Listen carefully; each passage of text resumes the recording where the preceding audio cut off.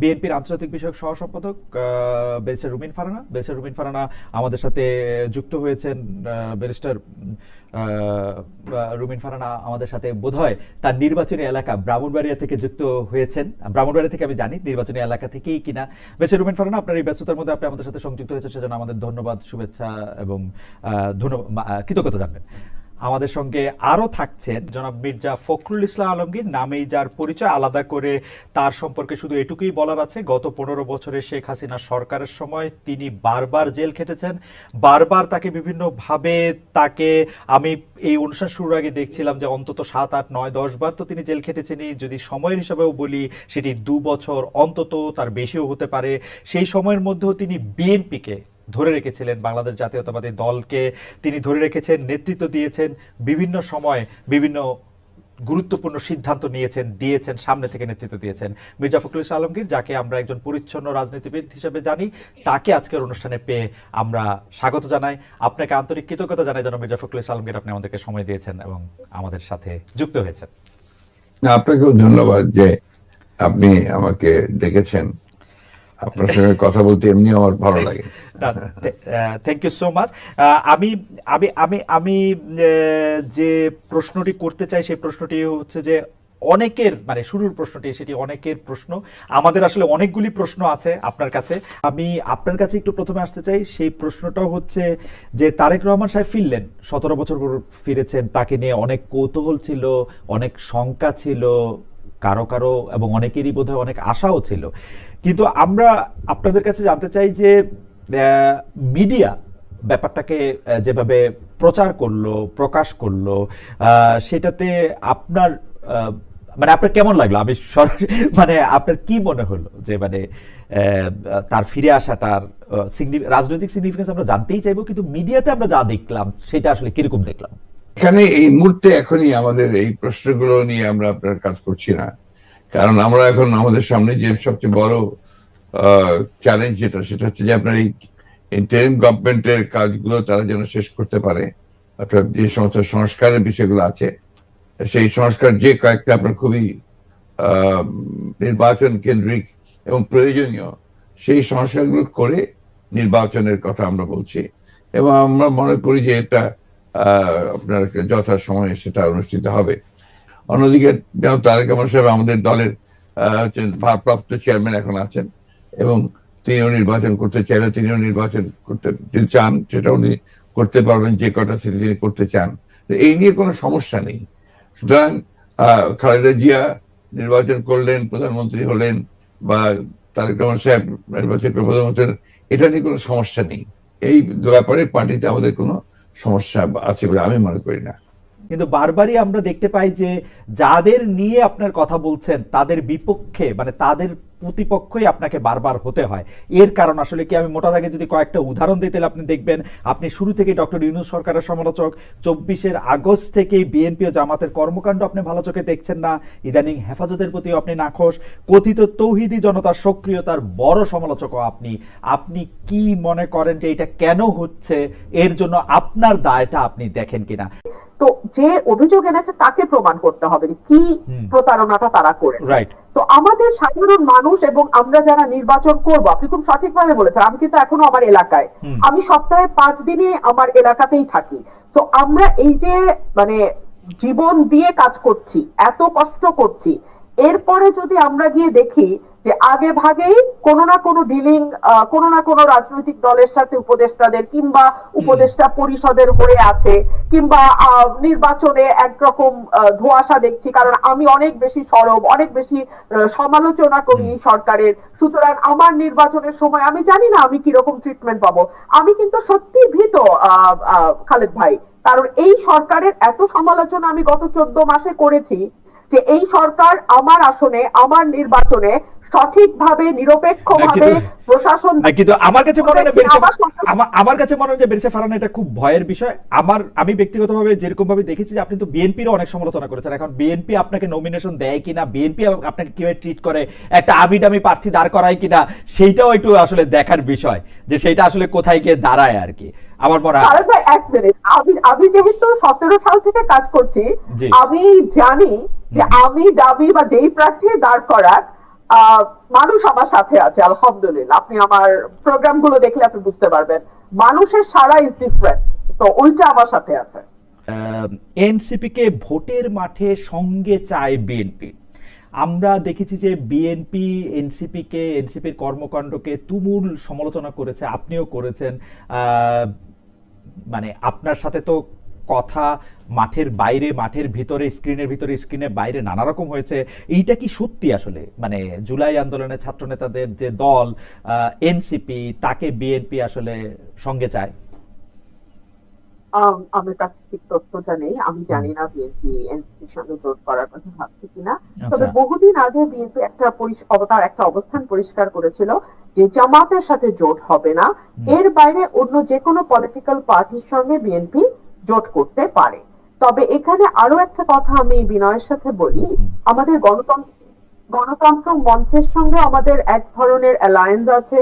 গণতন্ত্র মঞ্চ আমাদের সঙ্গে গত 7-8 বছর ধরে মাঠে ছিল, একই সঙ্গে 12 দলীয় জোটও কিন্তু এখনো আছে বিএনপির সাথে। তো এতগুলো পলিটিক্যাল পার্টির সঙ্গে জোট করার পরে আবার নতুন করে এনসিপির সঙ্গে হবে কিনা এই ব্যাপারে আমার কাছে কোনো ব্যক্তিগত তথ্য আমি জানি না। নিউজটা পড়ে আমি যা বুঝলাম, নিউজটা একেবারে মানে গরম যাকে বলে ওভেন ফ্রেশ। সেটাতে বলা হইতেছে বিএনপি আসলে এনসিপির কাছে টানতে চায়, জামায়াত থেকে যাতে দূরে রাখা যায়, মানে জামায়াতের সাথে যেন না যেতে পারে। এই ব্যাপারে কি আপনি দুইটা লাইন বলবেন? দেখুন, ভোটে তো এখনো 3-4 মাস বাকি আছে, তো এই সময়টা ভীষণ ক্রুশিয়াল। অনেক দলের সাথে অনেক দলের জোট হবে, আবার অনেক দলের সাথে জোট যেটা আছে সেটা হয়তো কিছুটা আলগাও হয়ে যেতে পারে। তো এখনই এই ব্যাপারে মন্তব্য করা কঠিন। ভোটের হিসাব নিকাশ, ভোটের পরিসংখ্যান ইত্যাদি সকল কিছু বিবেচনায় নিয়েই রাজনৈতিক দলগুলো তাদের দাবার গুটি সাজাবে, এইটুকু আমি বলতে পারি। না, তাহলে আমার এই কথা আপনি লিখে রাখেন, বিএনপি তাহলে ইলেকশনও পাস করবে না। I have raised my case.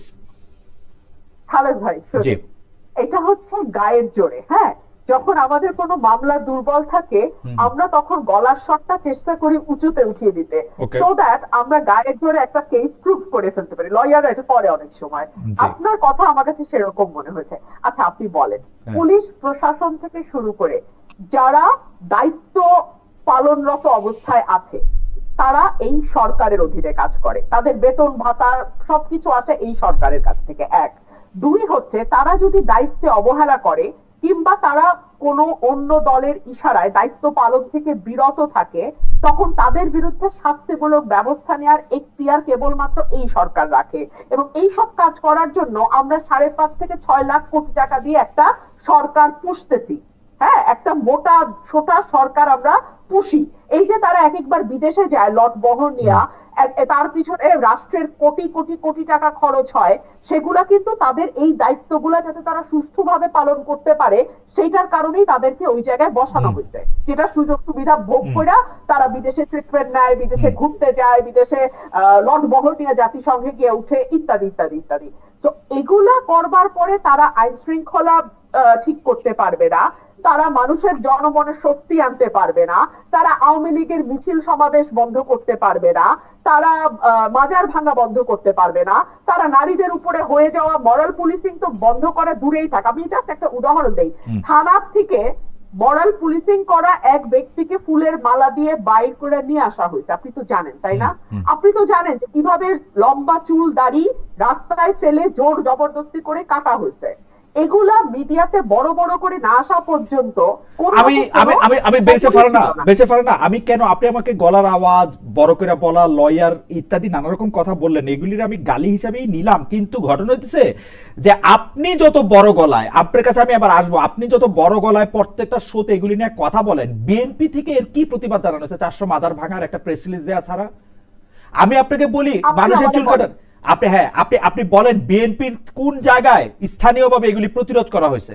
আপনি বলেন কোন অন্যায়টা, আপনি যতগুলি অন্যায়ের কথা যতবার করে বলেন, আপনি বলেন কোন জায়গা থেকে বিএনপি কে বলা হয়েছে আর একবার যদি এই কথা বলা হয়, এটা করা হয়, আমরা এটাকে ধূলিসাৎ করব? আপনি তো দেখি নাই বিএনপির এই পজিশন।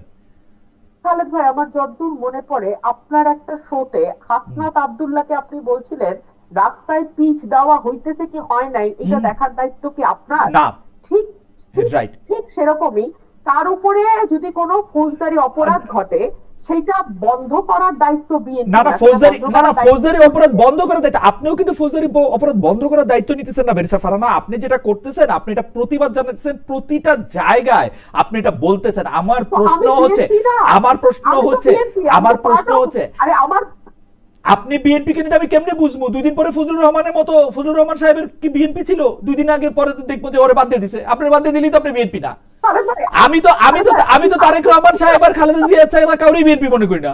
ওই দুজন হলো বিএনপি, আপনার ইন্ডিভিজুয়াল। ঠিক আছে তাহলে আপনার বয়ান অনুযায়ী তারেক রহমান এবং দেশনেত্রী বেগম খালেদা জিয়াকে এই অপরাধগুলোর প্রতিবাদ করতে হবে, প্রতিবাদ করে দিতে হবে, নির্দেশনা দিতে হবে যে সামাজিকভাবে এগুলিকে প্রতিরোধ করার জন্য, যেটা আমি দেখি নাই। আমার কথা হচ্ছে এইটা, আমাদের তরফে বিভিন্ন লেয়ারে সেই প্রতিবাদ করা হচ্ছে। বিভিন্ন লেয়ারে আমরা যখনই কথা বলছি, শুধু আমি না তো, আমার সঙ্গে টক শোতে অন্যান্য যারা পার্টিসিপেন্ট যান বিএনপি কে রিপ্রেজেন্ট করেন, প্রত্যেকে কনডেম করছেন। কোনো লাভ কি হচ্ছে? আমরা মূল পয়েন্টে আসি। বিএনপি প্রতিবাদ করছে কি করছে না, তার চেয়ে অনেক গুরুত্বপূর্ণ প্রশ্ন হচ্ছে সরকার তার দায়িত্ব ঠিকভাবে পালন করছে কিনা। আমরা সরকারকে তার দায়িত্ব ঠিকভাবে পালন করতে দেখছি না।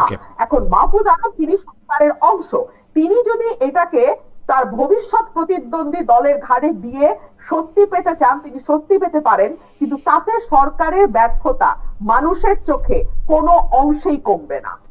ওকে, গত 15 বছরে আওয়ামী লীগের শাসনকে যে ফেসিবাদী বলা হচ্ছে এবং তার যে পালিয়ে যাওয়াটা, যেটি আসলে আপনি এখন বর্ণনাও করলেন, দুর্নীতি, তারপরে নানা ধরনের নানা কারণে, কিন্তু তার পেছনে আপনাদের আমলে যে 20 বছর আগে 21 আগস্টে গ্রেনেড হামলা, বিচারকদের বয়স বাড়িয়ে তত্ত্বাবধায়ক সরকারকে প্রশ্নবিদ্ধ করার মাধ্যমে শেখ হাসিনাকে কর্তৃত্ববাদী শাসনের দিকে নিয়ে যাওয়া, এ নিয়েও আসলে নানা ধরনের আলোচনা আছে। এই দুটি ঘটনা যদি হাইন্ডসাইট আপনি একটু দেখেন, যে মানে যেগুলি হচ্ছে ক্রাইমের ঘটনা, অর্থাৎ হচ্ছে 21 আগস্টের গ্রেনেড হামলা, 10টা অস্ত্র, আবার অন্যদিকে তত্ত্বাবধায়ক সরকার ব্যবস্থাটাকে একটা এরকম জায়গায় নিয়ে যাওয়া, এই দুটিকে আপনি আপনার মূল্যায়ন আমরা একটু শুনতে চাই। যে দুটি আপনার 21 আগস্টের যে ঘটনা, এই ঘটনার সঙ্গে বিএনপিকে জড়িত করা এবং বিশেষ করে তারেক রহমান সাহেবকে জড়িত করা, এটা পুরোপুরি ভাবেই রাজনৈতিক উদ্দেশ্য প্রণোদিত। এটা কোনো মতেই বিএনপি এর সঙ্গে জড়িত তো নয়ই, বরঞ্চ আমি মনে করি যারা বিএনপি কে শত্রু হিসেবে চেনে তারা জড়িত। এবং এখানে বেনিফিশিয়ারি কারা হয়েছে সেই বিষয়টা আমাদেরকে অবশ্যই লক্ষ্য রাখতে হবে। 21 আগস্টের মামলায় who was the beneficiary? Beneficiary was Awami League. কারণ বিএনপি ক্ষমতায় থেকে সে এমন কোনো ঘটনা ঘটাবে কেন যে ঘটনা তার বিপক্ষে যাবে? এটা গেল 1 নম্বর। আর আপনি যদি প্রসিডিংস গুলো দেখেন সমস্ত, আপনি তো একসময় বিচার বিভাগের মানুষ ছিলেন, দেখবেন যে তারেক সাহেবকে এখানে জড়িত করা হয়েছে 4টা আপনার আইও চেঞ্জ করার পরে। সর্বশেষ যে আইও নিয়ে আসা হয়েছে সে হচ্ছে আওয়ামী লীগ দলীয় ভুক্ত কাহার এখন যে আপনার নিজে থেকেই তাদের নির্দেশে সে এই চার্জশিটটা করেছে, যেটা কোনো সম্পর্ক নেই। অন্যদিকে যে আপনার মূল আসামি ছিল, ভদ্রলোকের নাম আমি বলে যাচ্ছি, মৌলানা মুফতি মোহাম্মদ, তিনি তাকে দিয়ে 164 দিন তাকে টর্চার করে তাকে দিয়ে একটা আপনার স্টেটমেন্ট করিয়ে নিয়েছিল। পরে দেখা গেছে যে উনি নিজেই সেটাকে আবার ভোগ করেছেন, বলেছেন যে এটা আমাকে টর্চার করে নেওয়া হয়েছে। এবং দেখেন কিভাবে কি মারাত্মক ঘটনা, কোথায় চলে গিয়েছিল সবকিছু। এবং he was hang before the trial was complete. তো যে প্রধান আসামি তাকে আপনি আগেই অন্য একটা মামলাতে ঝুলিয়ে দিলেন যাতে আসল সত্যটা বেরিয়ে নিয়ে আসে। তো এই কথাগুলো কিন্তু কেউ আপনার ইনভেস্টিগেটিভ জার্নালিজম করে না, যার ফলে এই বিষয়গুলো আসে। আপনারা পলিটিক্যাল জিনিসটাকে নিয়ে চেষ্টা করেন, ওটা দিতে why don't you try to go deep into it? আমি শেষ করি প্লিজ। ইনভেস্টিগেটিভ জার্নালিজমটা সিরিয়াসলি করেন এবং এটাকে ফাইন্ড আউট করেন যেটা আসলে ব্যাপারটা কি ছিল। সেটা করছেন না, করছেন যে বিএনপি কে দোষারোপ করার জন্য করছেন। এটাকে আমি মনে করি এটা এক ধরনের রাজনৈতিক উদ্দেশ্য প্রণোদিত। ওকে ওকে, আমি ইনভেস্টিগেটিভ জার্নালিজমের প্রসঙ্গে মানে আমি আপনাকে মাঝখানে ইন্টারাপ্ট করতে চাইনি, আমি শুধু বলতে চাইছিলাম যে এইটা তো আসলে আমাদেরও সীমাবদ্ধতা থাকে ইনভেস্টিগেটিভ জার্নালিজম যে আমরা করতে পারি নাই, কিন্তু এই কথাও তো সত্য যে বিএনপির আমলে আমরা একটা 21 আগস্টে গ্রেনেড হামলার পরে আমরা একটা জজ মিয়াকে দেখেছিলাম, যে জজ মিয়া একটা বানানো হতে পারে, আমি ধরে নিচ্ছি সেটা আপনারা মনে করছে যে ভুল, আমিও ভুল ধরে নিচ্ছি, কিন্তু আপনারা তো পারতেন এখানে একটা ইনভেস্টিগেটিভ জার্নালিজম করে আসল সত্যটা উদ্ঘাটন করতে, সেটা তো করেনি। আমি আপনাকে আসল সত্যটা বলছি, সেটা আমি বললাম। আপনি এই জিনিসগুলো তো আপনারা কখনোই তুলে ধরবেন না যে 4 বার তার আয়ু চেঞ্জ করা হয়েছে, কখনোই তুলে ধরবেন না যে কার আকাঙ্ক্ষা দেওয়া হয়েছে যে আওয়ামী লীগের নমিনেশন চেয়েছিল, অবশ্যই তুলে ধরবেন, কখনোই তুলে ধরবেন না যে মুফতি মাহমুদকে বিচার শেষ হওয়ার আগে থেকে আপনার ফাঁসি দেওয়া হয়েছে। তো দিজ আর দ্য এভিডেন্সেস, যেখানে আপনি পরিষ্কার বুঝবেন যে একটা শুধুমাত্র সাজানো মামলা, তাকে এখানে জড়িত করার জন্য এই কথাগুলো এসেছে। তত্ত্বাবধায়ক সরকার ব্যবস্থা বাতিল করার জন্য বা তত্ত্বাবধায়ক সরকার ব্যবস্থাকে প্রশ্নবিদ্ধ করার জন্য বিচারকদের বয়স বাড়ানো এবং একজন বিচারপতিকেই আসলে তত্ত্বাবধায়ক সরকার ব্যবস্থার প্রধান করার লক্ষ্য নিয়ে সেইটা করার কারণে বিচার মানে এই পুরো বিধানটাই এটা দিস ইজ ইওর ন্যারেটিভ, এটা আমাদের ন্যারেটিভ নয়। আমরা মনে করি যে ওই সময় প্রয়োজন ছিল আপনার বয়স বাড়ানোর ব্যাপারটা, ওটা বাড়ানো হয়েছিল। ইট মে নট ওয়ার্ক, সেটা অন্য কথা। একটা জিনিস আপনি আবার ভুলে যাবেন না যে 1/11 আগে চক্রান্ত একটা হয়েছিল। সে চক্রান্ত হচ্ছে যে আপনাদের সেই 9/11 ঘটেছিল তার আগে, আর এখানে আপনার কিছু পশ্চিমা দেশ একসাথে চুইজডে ক্লাব তৈরি করেছিল, একই সঙ্গে ভারতবর্ষ তার সঙ্গে যুক্ত হয়েছিল, এবং তাদের মূল টার্গেটটা ছিল যে জাতীয়তাবাদী শক্তিকে এখান থেকে নির্মূল করা। এবং যেহেতু তারেক রহমান সাহেব জাতীয়তাবাদী শক্তির উঠতি নেতা ছিলেন, হি ওয়াজ দ্য রাইজিং লিডার, সুতরাং তাকে আপনারা মেলাইন করার জন্য, তার ভাবমূর্তি নষ্ট করার জন্য একটা পরিকল্পিতভাবে এই চক্রান্তগুলো করা হয়েছে এবং এই ক্যাম্পেইনটা চালানো হয়েছে, হুইচ ইজ টোটালি পলিটিক্যাল। অন্তর্বর্তীকালীন সরকার আসলেই আমরা আমরা আমরা আমরা আমরা দেখি যে এইটার সাথে আসলে নানান আশকথা পাশকথা যুক্ত হয়। আপনি যেটিকে আন্তর্জাতিক চক্রান্তের কথা আগের সরকার মানে 2007 সালের সরকার বললেন, এবার অন্তর্বর্তীকালীন সরকারের আগমনটাও কি আপনার কাছে একটা চক্রান্তের বিষয় বলে মনে হয়? কারণ আমরা দেখি যে প্রশ্ন উঠতে পারে না, কারণ আমরা দেখেছি এবারকার অন্তর্বর্তী সরকারের যে আগমন, এটা একটা জনগণ ছাত্রদের একটা সম্মিলিত আপনার আন্দোলন, একটা আপনার অভ্যুত্থানের ফলে। এখানে আপনি চক্রান্ত দেখছেন কোথায়?